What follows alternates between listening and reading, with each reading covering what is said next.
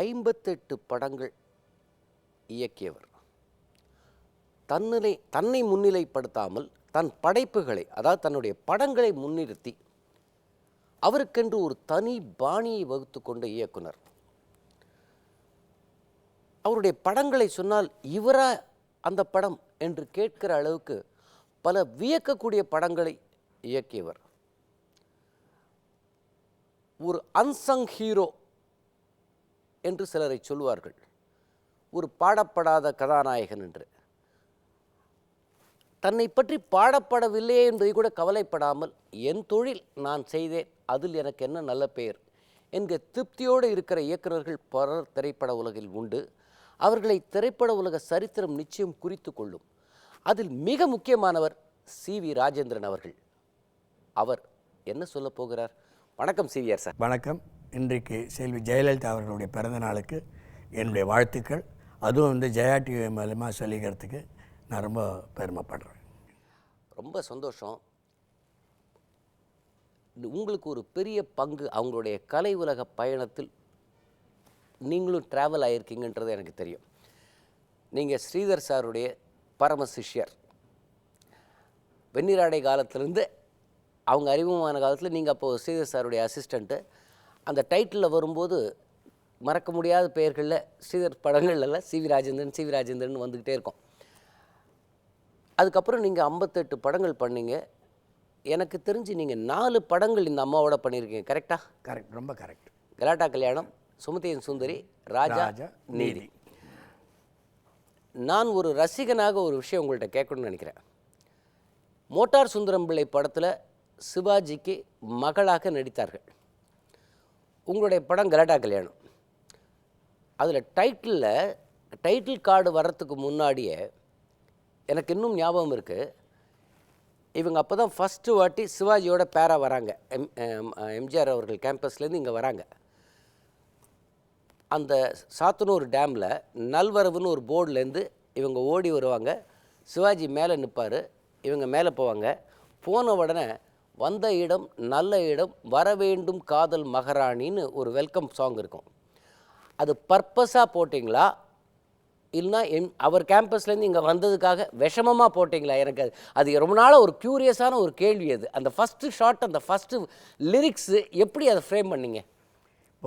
எனக்கு என்ன அப்படின்னா, என்ன முதல் படத்தில் வெண்ணிராடையில் நான் அசிஸ்டன்ட் டைரக்டர்லேருந்து அசோசியேட் டைரக்டராக ப்ரமோஷன் ஆகினேன்.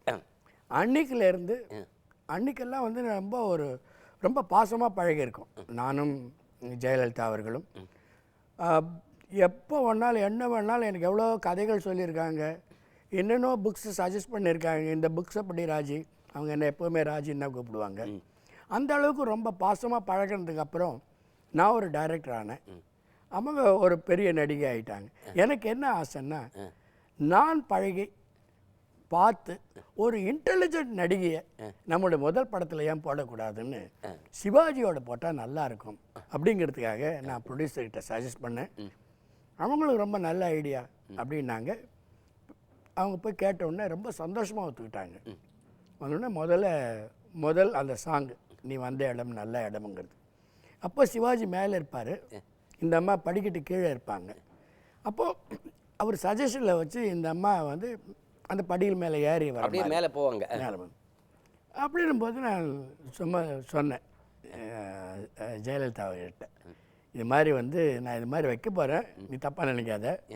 நீ நடிப்பில் ரொம்ப நல்லா நடிச்சிருக்க, உனக்கு அந்த அளவுக்கு பேர் வரணும் அப்படின்னு படிப்படியாக ஏறி நீ அந்த இடத்துல வந்தவுடனே சிவாஜி கிட்ட வரும்போதே நீ அந்த அளவுக்கு அச்சீவ் பண்ணுவ, அதுக்காக தான் நான் இந்த ஷாட் வைக்கிறேன் அப்படின்னு ஒன்று வெரி குட் அப்படின்னு சொல்லிட்டு அந்த ஷாட் ரொம்ப உற்சாகமாக பண்ணியிருப்பாங்க. அந்த டைரக்டர் பார்வையில் அம்மாவே நீங்கள் எப்படி பார்க்குறீங்க? நான் எப்போவுமே அடிக்கடி சொல்வது உண்டு, ரொம்ப படித்த இன்டெலிஜென்ட் கிரியேட்டிவ் பர்சன் ஜெயலலிதா. அதில் ஒன்றும் எந்த டவுட்டும் கிடையாது. சினிமா இண்டஸ்ட்ரியில் 2 பேர், நீங்கள் டைலாக் ஒரு தடவை படித்தா போகிறோம், நீங்கள் 2வது தடவை படிக்க வேணாம். ஒன்று சிவாஜி கணேசன், அடுத்தது ஜெயலலிதா. 2 பேர் தான். நீங்கள் திருப்பி சொல்ல வேணாம், டைலாக் சொல்லுங்க ராஜி அப்படின்னு சொன்னாங்கன்னா டைலாக் படித்து காட்டினோடனே ஒரு செகண்ட் திங்க் பண்ணுவாங்க. அது ப்ரிப்பேர் பண்ணிக்காங்க. ப்ரிப்பேர் பண்ணிட்டு ரெடி ஸ்டார்ட் கேமரா அப்படின்னோடனே பியூட்டிஃபுல்லாக ஆக்ட் பண்ணுவாங்க. அந்த குவாலிட்டி வந்து எனக்கு தெரிஞ்சு நான் எத்தனையோ நடிகைகளை வந்து டைரக்ட் பண்ணியிருக்கேன். But this is separate identity for Jayalalitha. Sumathi and Sundari உருவான விதம், அந்த ஃபஸ்ட்டு சீன் அப்படி ஓப்பன் பண்ணது, அதில் அவங்களுக்கு கொடுக்கப்பட்ட சாரியினுடைய கலர் முதல் கொண்டு ஒரு சிக்னிஃபிகன்ஸ் இருக்குது. அதை பற்றி கொஞ்சம் சொல்லுங்களேன். நீங்கள் சொல்கிற மாதிரி ஓப்பன் பண்ணும்போது ஒரு நல்ல த்ரில்லிங்காக ஓப்பன் பண்ணுவோமே அப்படின்னு நினச்சிட்டு ஒரு இன்னொரு தேர்ட் ஆர்டிஸ்டோட வந்து ஷூட்டிங் ஹீரோயினாக நடிக்கிறாங்க அப்படின்னும் போது எல்லாம் இரிட்டேட் ஆகணும். கடைசியில் ஷூட்டிங்கும் போது டபுள் சந்தோஷம் வரும். கரெக்ட். அதில் வந்து ட்ரெஸ் ஓரளவு ட்ரெஸ் எல்லாம் வந்து என்ன போட்டுக்கலாம் அப்படின்னு அவங்க கேட்பாங்க. நான் இதில் என்ன சொன்னேன் அப்படின்னா, அம்மா நீங்கள் வந்து ஒரு ஆரஞ்சு சேரீ கட்டிக்கங்க. என்ன ராஜா ஆரஞ்சு சேரீயை என்ன எதுக்காக ஆரஞ்சு சேரீ கட்டிக்க சொல்கிறீங்க அப்படின்னும் போல, அது என்னுடைய முதல் கலர் படம். உங்களோட ஃபர்ஸ்ட் கலர் என் முதல் கலர் படம். நான் என்ன சொன்னேன், ஒரு பெண் அப்படின்னா ஒரு மங்களகரமாக இருக்கிறதுக்கு மஞ்சள் யூஸ் பண்ணுவோம்.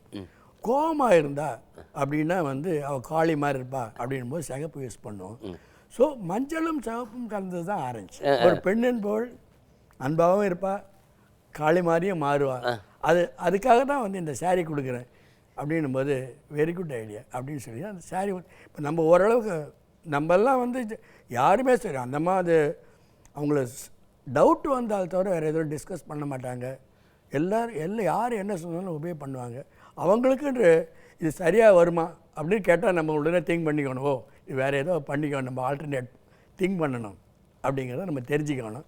அவங்களுக்கு கன்வின்ஸ் ஆகிட்டுன்னா உடனே ஓகேன்வாங்க. மங்கை மனது ஒரு ஆலயமாகும், மங்கை மனது அதை அன்றாடம் கொண்டாடும் காலை பொழுது, நல் காலை பொழுது ஒரு ஆலயமாகும், மங்கை மனது. சரி, இப்போ நீங்கள் டைரக்ட் பண்ணாத அவங்க நடித்த பல படம், நீங்கள் பேசிக்லி ஒரு சினிமா ஃபேன், நீங்கள் டைரக்ட் பண்ணாமல் அவர்களுடைய மற்ற படங்கள் ரசித்த படங்கள் என்ன? இப்போது சிவா அவங்க வந்து நடிக்காத நடிகர்களே கிடையாது, எல்லாரோடையும் நடிச்சிருக்காங்க. சிவாஜியோட நிறைய படங்கள் நடிச்சிருக்காங்க. பட் ஆனால் எனக்கு சிவாஜியோடு அவங்க நடித்து சேர்ந்து நடித்த படம் வந்து சுமதி அண்ட் சுந்தரி. உங்கள் படமே? என் படமே. அதே மாதிரி எம்ஜிஆரோட நிறைய படங்கள் நடிச்சிருக்காங்க. பட் எனக்கு அவங்களோட சேர்ந்து நடித்த படம் 1000ல் ஒருவன். ஜெய்சங்கரோட பண்ணியிருக்காங்க. எனக்கு ரொம்ப பிடிச்ச படம் முத்துச்சிப்பி.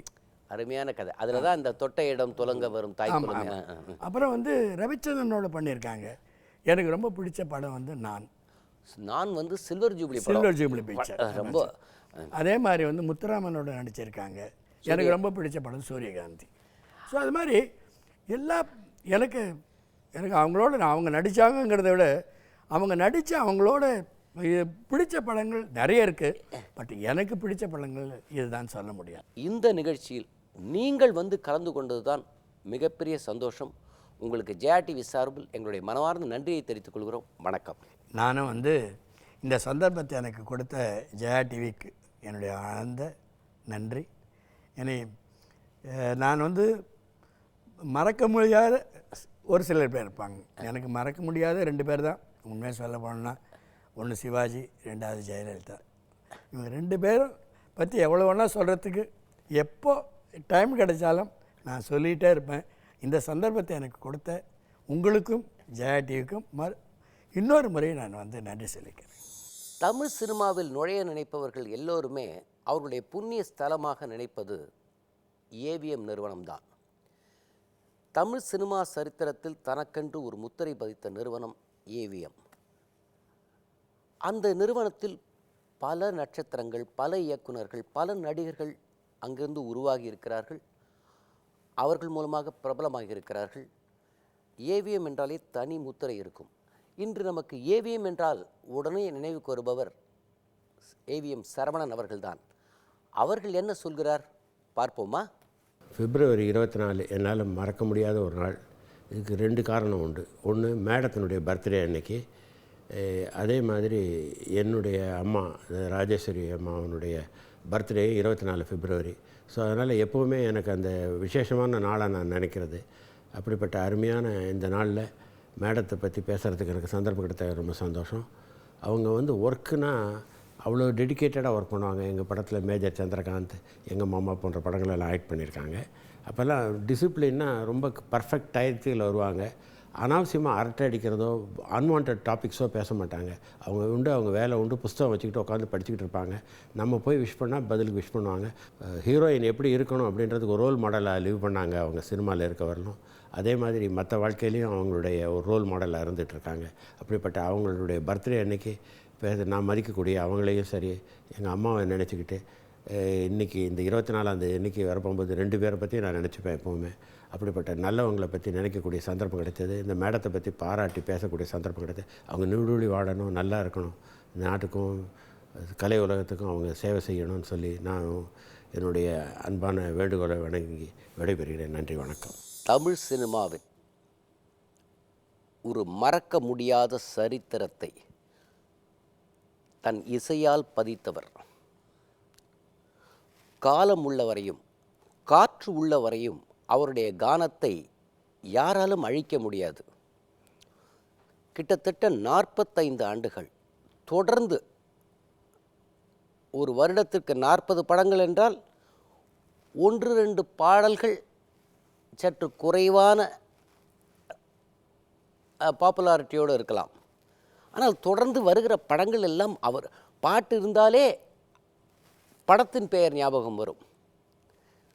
அவருக்கு தேசிய விருதுகள் வழங்கப்பட வேண்டும் என்று நமது காவிரி தந்த கலைச்செல்வி அவருடைய பொது வாழ்க்கையின் ஒரு முக்கிய பங்காக பலமுறை சிபாரிசு செய்தவர். கானத்தின் நாயகன் எம்.எஸ். விஸ்வநாதன் அவர்கள். அவரது இல்லத்தில் சென்று நான் பேட்டி கண்டேன். அவர் கலைச்செல்வியை பற்றி என்ன சொல்கிறார் பார்ப்போமே. சார் வணக்கம். சார், அன்புள்ள அனைவருக்கும் வணக்கம். உங்களுக்கும் வணக்கம். அம்மாவுடைய பிறந்தநாள் நிகழ்ச்சிக்காக உங்களை வச்சுருக்கோம். அவங்க பிறந்தநாள் அன்றைக்கி எனக்கு வாழ்த்தக்கூடிய பாக்கியம் கிடைச்சது. இறைவனுக்கு நன்றி சொல்கிறேன்.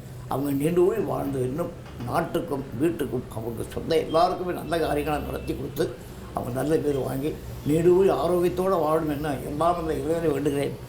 உங்களால் பல இசையமைப்பாளர்கள் திரையில் வந்திருக்காங்க. பல பேர் சொல்லுவாங்க, என் வாழ்க்கையின் லட்சியமே விஸ்வநாதன் சார் மியூசிக்கில் ஒரு பாட்டாவது பாடணும் அப்படின்ட்டு. ஆனால் நீங்கள் சிபாரிசின் அடிப்படையில் யாரையுமே பாட வைக்க மாட்டீங்க. அது யாராக இருந்தாலும், அது வேறு மியூசிக் டைரக்டர் பாருன்னு நீங்கள் சொன்ன சம்பவங்கள்லாம் எனக்கு நிறைய தெரியும். அம்மாவுடைய குரலை பற்றி சொல்லுங்களேன், குரல் வளர்த்தி. அதாவது நான் என்ன சொல்கிறேன்னாக்கா, எனக்கு எம்ஜிஆர் எனக்கு சின்ன பிள்ளைன்னு தெரியும். எம்ஜிஆர் ரொம்ப சீரியஸாக பேசிட்டே இருக்கும்போது சொல்லுவார், இந்த மாதிரி அம்மு ஒரு சான்ஸ் கொடு, பாடணும்னு ஆசைப்பட்றாங்க. அப்புறம் ஒரு நாளைக்கு கொண்டு ரெக்கார்டிங்கெல்லாம் கொடுத்து ரிஹர்சல்லாம் பண்ணி, அப்புறம் அவங்க நினைக்கல இந்த மாதிரி கஷ்டப்படுத்துட்டு உட்காந்து நல்லா நின்று ரொம்ப கஷ்டப்பட்டு பாடுவாங்க. பெண்ணி கொடுத்த மாதிரி பாடணும்னு ஆசைப்பட்டு பாடுவாங்க. அது பாட்டெல்லாம் முடிஞ்ச அப்புறம் என்னையே பார்ப்பாங்க, உங்களுக்கு திருப்தி இல்லைன்னு தெரியும், அடுத்த தடவை பாடுறது இன்னும் நல்லா பாடுன்னு சொல்லுவாங்க. சிட்டி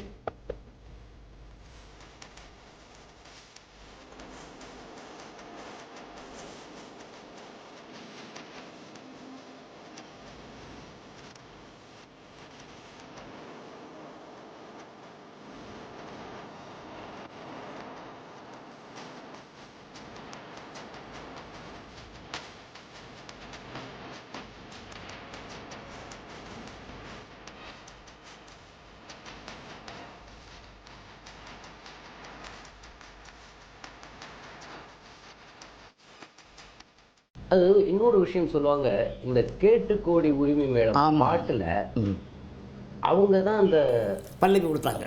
எப்படி அந்த சம்பவத்தை சொல்லுங்க. நானும் கவிஞரும் உட்காந்து பல பாடல்களுக்கு மெட்டு போட்டு பாட்டு எழுதிட்டு இருந்தோம். மெட்டுக்கு பாட்டு போடுங்கிறதுனால நான் மெட்டு போட்டு கொடுத்த உடனே அந்த மெட்டை பாடி காமிச்சா சரியாக எழுதலை.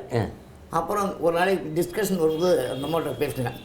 அவங்க சொன்னாங்க, அது என்ன மெட்டு காமிட்டு, அவங்க தான் அந்த பல்லவி கொடுத்தாங்க, கேட்டு கொடுத்தாங்க. கேட்பட உலகத்தில் மறக்க முடியாத ஒரு மிகப்பெரிய நட்சத்திர நடிகை. இவருக்கும் மேடத்திற்கும் என்ன ஒற்றுமை என்றால், இருவருக்குமே நல்ல ஆங்கில புலமை உண்டு. இவர் மூத்தவர் என்பதால் கலைச்செல்வி அவரை மிகவும் மதிப்பார். Like minded people have an attraction என்பதைப் போல இவருடைய நடிப்பு, இவருடைய ஆங்கில புலமை, இவருடைய அறிவு எல்லாவற்றையும் நமது காவேரி தந்த கலைச்செல்வி மிகவும் மதிப்பர். யாரென்று தெரிந்திருக்குமே, காவியத் தலைவியின் நாயகி சௌகார் ஜானகி அவர்கள் மேடத்தை பற்றி என்ன சொல்கிறார்? செல்வி ஜெயலலிதா அவர்களின் பிறந்த நாளான இன்று அவருக்கு வாழ்த்துக்களை கூறும் கோடானு கோடி மக்களில் நானும் ஒருத்தி. உங்களுடன் சேர்ந்து ஜெயலலிதா அவர்களுக்கு நானும் என்னுடைய வாழ்த்துக்களை தெரிவிக்கிறேன், மனப்பூர்வமான ஆசிகளை கூறுகிறேன். செல்வி ஜெயலலிதா அவர்கள் திரை உலகத்தையும் தமிழகத்தையும் 2 கண்களாக மதித்து நேசிப்பவர். திரை உலகத்தை சார்ந்தவர்கிட்ட அவருக்கு ஒரு தனி பாசம், அன்பும் அக்கறையும் உண்டு. தக்க சமயத்தில் அவருக்கு துணையாக நின்று பல சேவைகளையும் உதவிகளையும் செய்திருக்கிறார். அது யாராலையும் மறுக்க முடியாது. With all set and done, Jayaji, you are an extraordinary human being. You are certainly a force to reckon with. I have always wondered in adversity the way you have conducted yourself with dignity, with a lot of respect, and you have never ever trespassed all the laws which were meant to be there with you. God bless you all the time, and I know this birthday is going to bring you a lot of happiness and a lot of victory. செல்வி ஜெயலலிதா அவர்கள் நீண்ட ஆயுளுடனும் ஆரோக்கியத்துடனும் அமைதியுடனும் நிறைய சந்தோஷமாக வாழணும்னு அந்த தெய்வம் ரங்கநாத சுவாமி அவர்களை வேண்டிக்கிட்டு மறுபடியும் அவர்கள் என்னுடைய ஆசிகளை மனப்பூர்வமாக தெரிவித்துக் கொள்கிறேன். சாய்ராம்.